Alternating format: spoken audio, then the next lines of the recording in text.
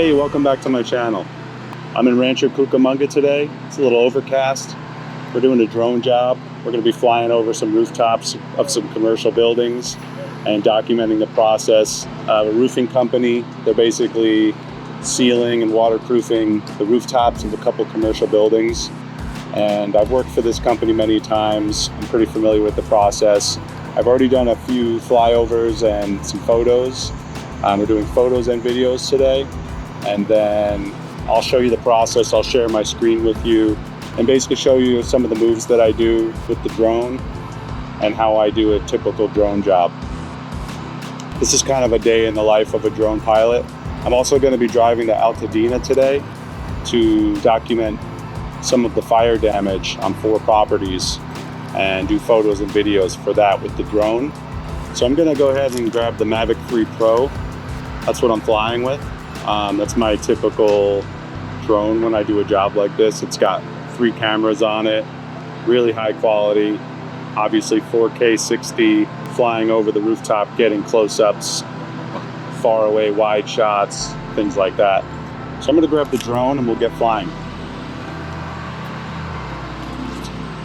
All right, here it is. So Mavic 3 Pro.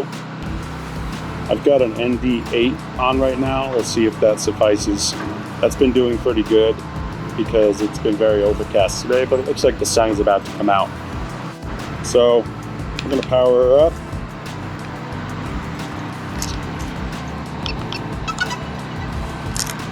All right.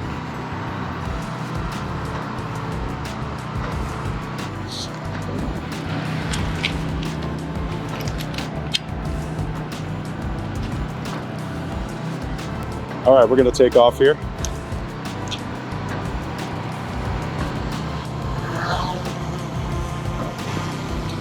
Now I like to hover for a few seconds just to make sure everything's working and none of the propellers are loose, anything like that, no warning signs. I've got full bars on my remote control and I've got 21 satellites, so we're gonna take off. Now I can tell already that my ND filter is not doing its job anymore. I'm gonna have to step it up, possibly. Yeah, we're gonna have to step it up to an ND16. So let's land real quick. And we'll grab that ND16.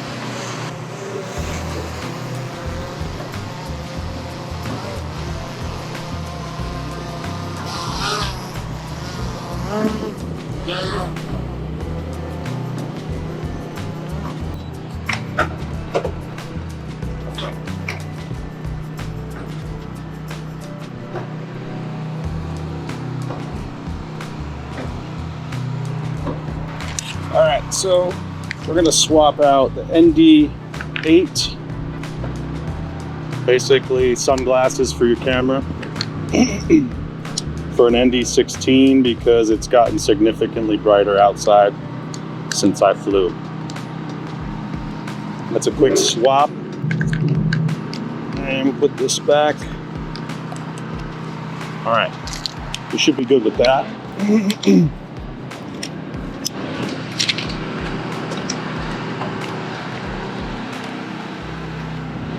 All right, so we're gonna take off again and make sure that ND filter is doing its job properly.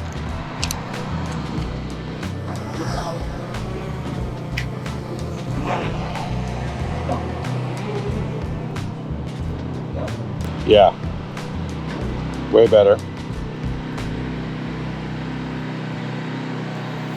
It's crazy how much of a difference a little bit of sun makes. So I'm gonna head inside of my car and fly from there just because I can see a little better.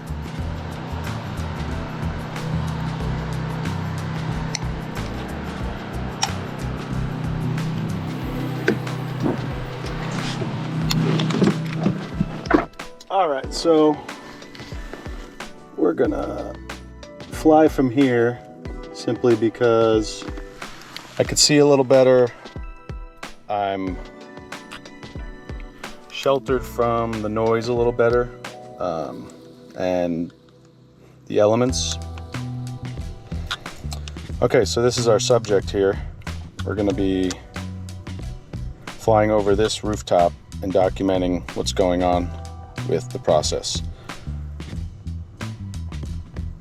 So I'm just doing some slow movements, flying across.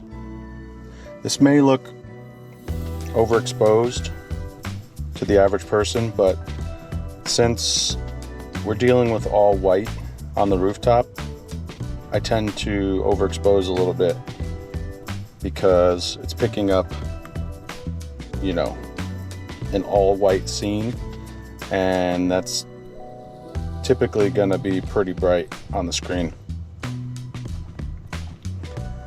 So what I'm doing here is basically just flying over slowly. I've already gotten a lot of footage of this building, but I'm gonna go ahead and fly over a few more times just to make sure I have everything. I can tilt upwards here and get the entire scene and back up. I'm at about 113 feet from the ground. That's a good level for me to make sure I'm avoiding any kind of obstacles. As you can see, the ND16 is doing its job now, and a little too well. But the good thing is I can stop down my aperture and really dial it in. Whereas when I had the ND8, it wasn't quite possible to do it right. So I'm just flying over. Here we go.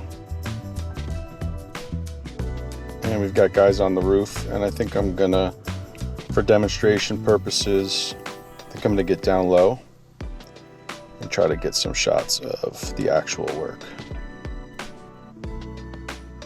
So I'm at 55 feet from the ground, not from the roof. I'm just gonna fly over this guy. Boom. All right, so I'm gonna do a quick turnaround. We've got this guy working here. Gonna fly right past him.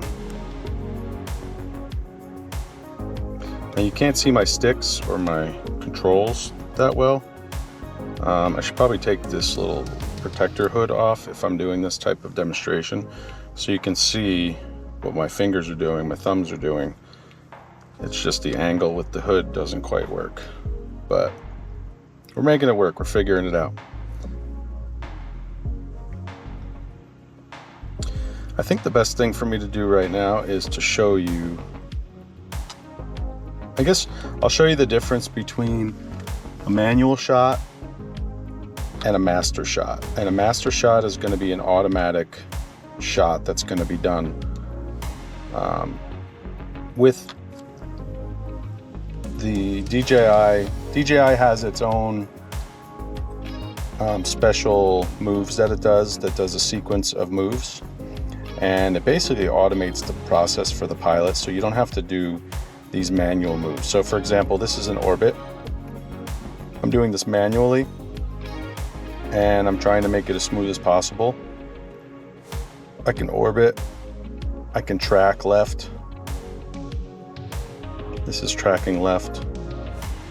Okay, I'm gonna track right. Now I'm getting some RC interference. You can see that little jump, but that's okay. As long as I have some bars on my RC up there, I'm good.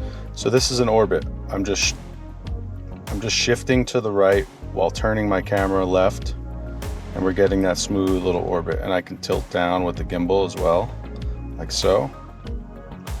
And that's just a smooth little movement that makes it look cinematic. And I can capture the entire scene and, you know, make it look,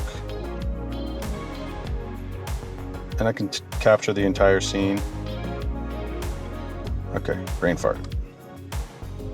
It's kind of hard to fly and talk and pay attention to what's going on and, you know, make sure I don't f up. So what I'm gonna do now is I'm gonna go show you the master shots, okay? So I kind of like these because, so I stopped recording there. Kind of like master shots because it lets me take a break. Lets me basically focus on what's going on around me, gives me a break from flying, and it takes control. It's kind of like autopilot for a airplane, but it does all of the epic shots that you need. And I like to throw a few of these in. So what I did here is I grabbed and highlighted this entire building.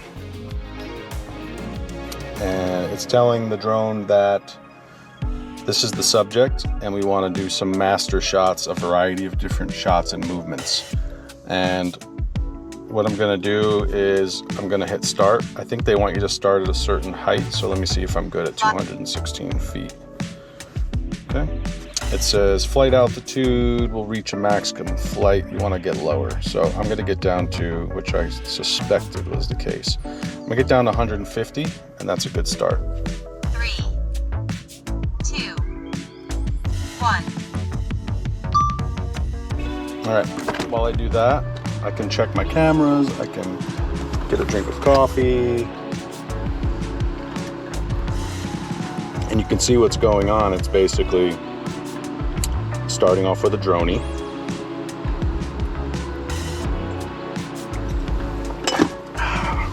And while that's happening, I can grab a mint. I love this job. All right, I can step outside. I got 67% battery. You step outside, make sure all my cameras are still running. Yep, cameras are running. Indeed. All right, so cameras are running and I'm in the middle of a master shot. Right now it's pitching up and flying forward. Okay, now it's doing an orbit, which is what I was telling you about, but it's also zooming in. And I kind of like that automatic movement where I don't have to worry about doing it. And my hands are not on the controls at all, but it's getting all these epic shots for the client without me having to actually do the work. But I like doing the work as well. And knowing how to do these shots is important. But having a tool that will do it automatically and let you focus on other things is also an awesome thing. Right now it's doing an orbit by itself from a distance, medium shot, and I love it.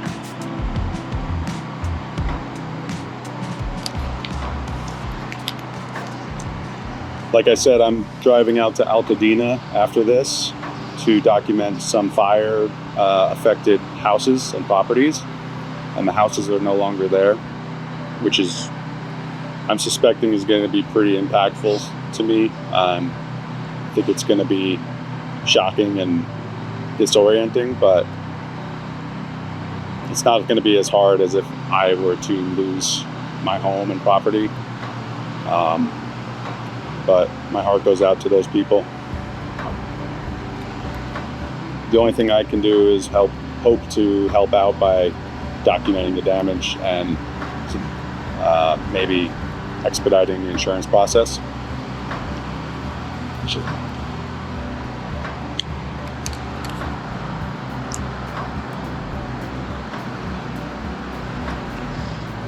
All right, so the master shot is completed and it's returning back to its original position where it started. All right, so that's done.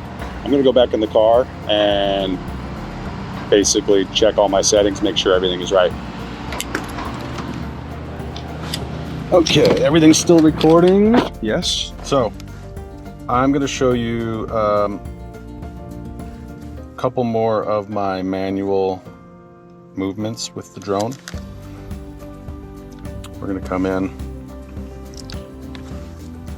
We're gonna make sure that everything's exposed properly. It's a weird day. It's half overcast, it's half sunny, and I don't know what's going on, but we're gonna hit record and we're gonna fly over and we're gonna do some movements here. Let's get down in here and we're gonna get some action shots here, okay? Let's try to get in here and see some people working, because that's the whole goal.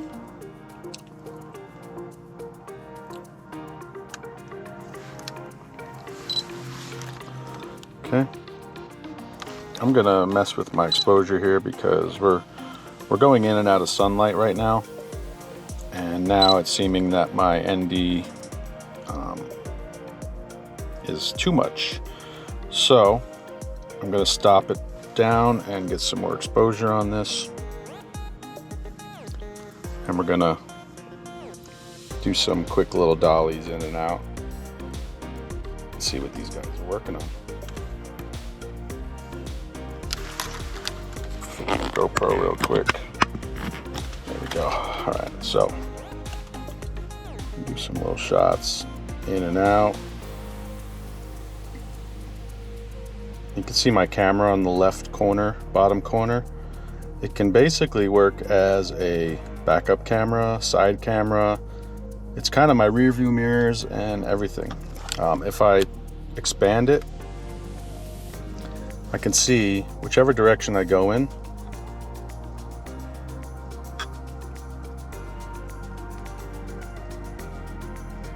You can see what's going on the camera to that direction. So you can see behind me, nothing. In front of me, nothing. To my right, nothing. To my left. Kind of cool. And that's a newer update that came around not long ago. Maybe could have been a year or longer, but I use it a lot. It's always in the bottom left corner and I rely on it heavily. So we've got 39% left on this battery, and I'm gonna take it home around 30%. I'm just gonna show you a few more moves. The whole point of this video is just for me to show you a day in the life, kind of what it's like to go on a job and do this type of thing. Recording it and doing video of it for YouTube is kind of an additional thing to focus on, and I'm just getting used to it. So I came out here a few weeks ago and attempted to film, and I made some just kind of mistakes with cameras movement or camera framing, and wasn't really usable footage. So I may splice in some of that footage with this video just because it was a sunnier day and I could show you kind of the difference. That's another opportunity for me to show you the difference between a sunny day and a really overcast day and what a difference it makes. And we can also show you the progress of the rooftop here. As you can see, all the clean white surface right here. I've been here twice now. The first day, actually, funny story, was about 50 mile per hour gust of wind, and I was able to fly for one battery, and then I landed and said, okay, this isn't going to work. And the client actually said it was too windy to do the gig as well. So that was kind of a good test run, but I was able to get the roof in a couple different levels of the process, or a couple different stages of the process. But you can see these patches of clean white roofing, and then you can see what the original roof looked like. And obviously it was in worse condition before. So they basically filled some of the holes in the roof, patched it up, and now they're doing this clean overlay spraying. I believe it's like a waterproofing substance. I'm not really sure the technical logistics or aspects of what they actually are laying down. I think it's, from my experience, when I've been on the roof doing these jobs with the roofers.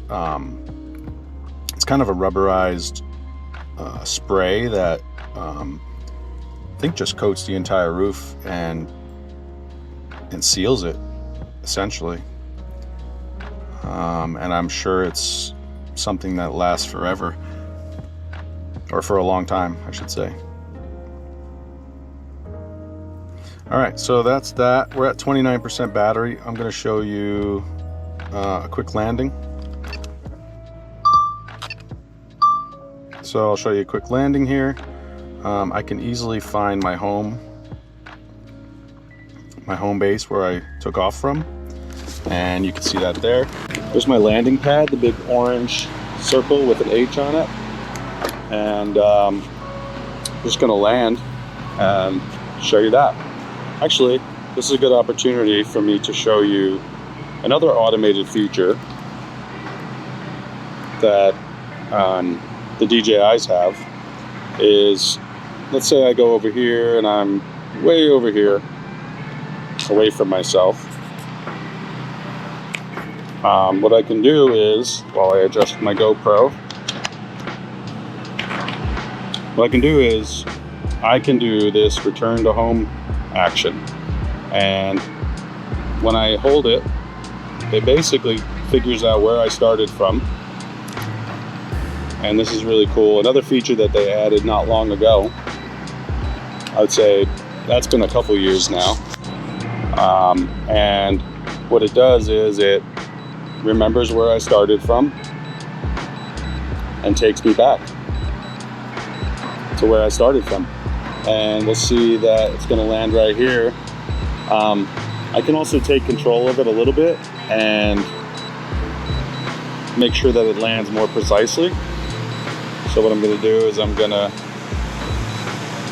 use these little shadows. It has a cool little shadow of the drone, and I can try to get it dead center. And there it goes. I can go right a little bit, make sure I'm dead in the center, as center as I can get. All right, and that's one battery. These batteries last for like 40-45 minutes, depending on how hard you're flying. If you're in sport mode the whole time, I'd imagine it's not gonna last more than 30 minutes. Hovering, obviously you should constantly be moving, I would say, because you don't want to have any potential for overheating. Not an issue today because it's very cool. It's about, I want to say, 55 degrees, 60 degrees, and very overcast. So we don't have any issues with the sun beating down or heating us up today. But I'm going to change out the battery, and I'm going to continue doing this job and make sure I get everything that I need for the client, because that's the major focus for today. The YouTube channel obviously is an additional thing that I'm doing, and while it's really fun, it distracts me from the process and kind of takes my focus away from what I'm doing. And I don't want to get home and realize, oh, I forgot to get this photo, or I forgot to do this move with the drone, and I have to kind of prioritize this job versus the YouTube channel. But I obviously appreciate you coming along with me.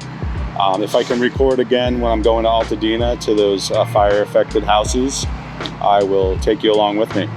In the meantime, thanks for joining me on this job, and take you along for some other ones. I just wanted to show you what it's like to go out and fly a drone for work and actually get paid to do it out in the field. So I appreciate you joining me for this episode, and I hope to see you for the next ones. Thanks.